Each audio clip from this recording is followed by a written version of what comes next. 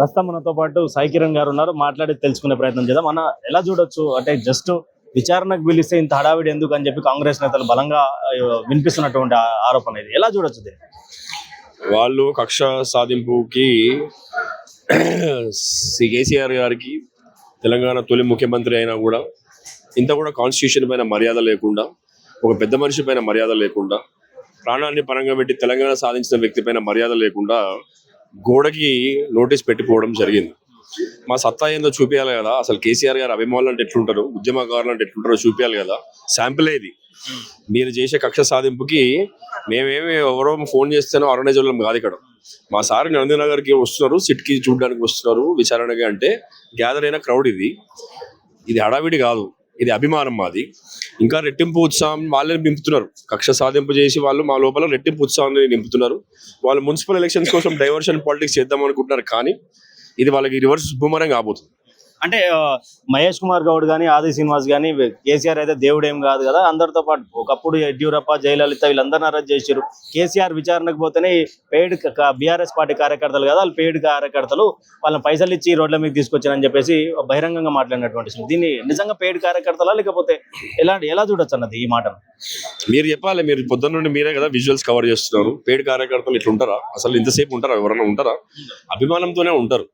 అందులో మహేష్ గారు ఏం చెప్పారు, వాళ్ళు ఏదో మొరుగుతుంటే లేండి, అవేం పెద్ద పట్టించుకోవాల్సిన అవసరం లేదు. ఇక్కడ ఇంపార్టెన్స్ ఏంది అంటే, తెలంగాణ సాధించిన వ్యక్తి 10 సంవత్సరాలు బ్రహ్మాండంగా అసలు తెలంగాణ రాష్ట్రాన్ని 2 సంక్షేమం అభివృద్ధి వైపు పరుగులు తీసిన వ్యక్తిగా మొన్నటికి మొన్న పార్లమెంట్ లో కూడా కాళేశ్వరాన్ని పోడిన విషయం చూసినాం మనము.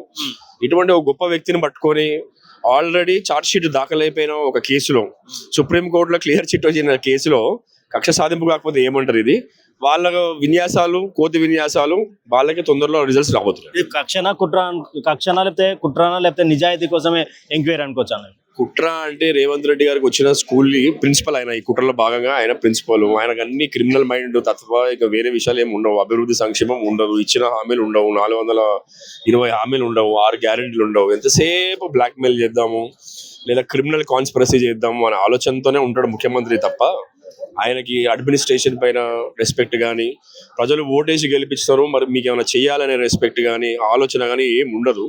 మొన్నటికి మొన్న కూడా చూస్తారు కదా మీరు, దావోస్కి వెళ్ళినారు, ఏమొచ్చింది ఇంతవరకు కూడా చెప్పడు. లాస్ట్ ఇయర్ వచ్చిన దావోస్కి పోయి వచ్చిన ఏమున్నాయో కూడా చెప్పడు.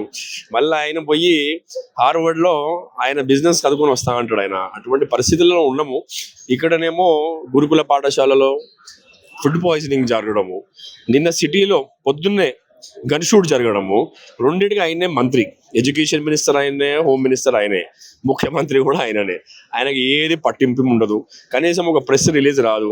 ఈ సజ్జనార్ లాంటి వాళ్ళు కక్ష సాధింపులో బిజీ ఉన్నారు తప్ప ఎవరు ఏ పోలీసు నిన్న స్పందించారు దానిపైన? వచ్చినా ఎవరైనా ఏసీపీఓ, డీసీపీఓ ప్రెస్ మీట్ పెట్టి ఏం జరిగిందని చెప్పినారా? వాస్తవాలు ఎవరికైనా చెప్పినారా? మినిస్టర్కే పట్టింపు లేనప్పుడు మాకెందుకు అన్నట్టు వాళ్ళు దూరం ఉంటున్నారు. తెలంగాణలో జరిగేది సర్కస్ జరుగుతుంది. ఇక్కడ అడ్మినిస్ట్రేషన్ పాలన ఏం జరుగుతలేదు. చూస్తాం, మేము అన్నిటికీ రెడీగా ఉన్నాము, అన్నిటికీ తెగించున్నాము కాబట్టి చూస్తాం మీరు ఎంత దూరం తీసుకెళ్తారు. ఫైనల్ గా గతంలో మీ నాన్నగారుగా మంత్రిగా ఉన్నారు.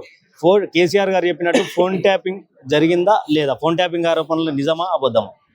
ఎప్పుడైనా ఒక భారతదేశం కానీ లేదా ఒక రాష్ట్ర పరిధిలో కానీ గూఢచారి వ్యవస్థ అనేది ఉంటుంది. పోలీసులు నీది నాదనే కాదండి.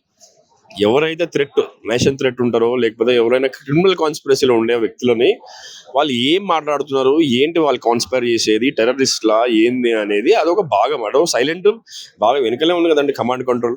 అందులో పోయి అడగండి బైక్ పెట్టి, మీకు ఉంటుందా లేదా గూఢచారి వ్యవస్థ అని. ఒక సింపుల్ బయట ఉన్నారు కదా ఈ సిఐలు, ఏసీపీలు, అడగండి బైక్ పెట్టి, గూఢచారి వ్యవస్థ అనేది మీ దగ్గర ఉందా లేదా అని అడగండి. లేకపోతే సిగ్గుచేటు కదండి. ఒక గూఢచారి వ్యవస్థ లేకపోవడం అనేది ఒక రాష్ట్రానికే సిగ్గుచేటు. ఎట్లా యాంటీ నేషనల్స్ ఎట్లా పట్టుకుంటావు నువ్వు? ఏంది అసలు వాళ్ళని ఎట్లా తెలుసుకుంటావు నువ్వు? ఏం చేస్తున్నారో, వాళ్ళ కాన్స్పైర్ ఏం చేస్తారో ఎట్లా తెలుసుకోవాలి మనము? గూఢచారి వ్యవస్థ ఉంటున్నాయి కదండి తెలిసేది. ఈ రోజు దాండి గూఢచారి వ్యవస్థ బ్రిటిష్ కాలం నాటి నుండే కదండి.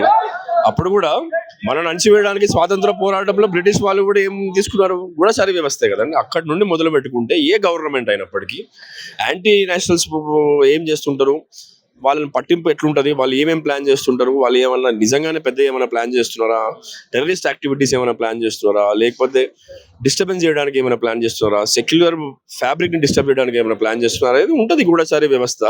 దాన్ని కూడా తెలుసుకోకుండా అదో ముఖ్యమంత్రికి లేకపోతే మంత్రులకు ఏం సంబంధం ఉండదండి.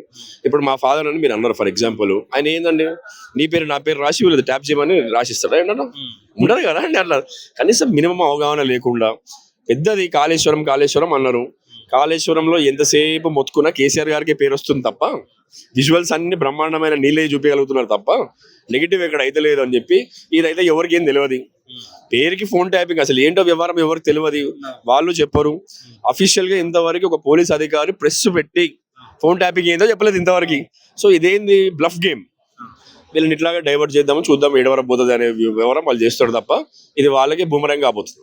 Thank you. ఇది సాయి కిరణ్ గారు చెప్పినటువంటి విషయం.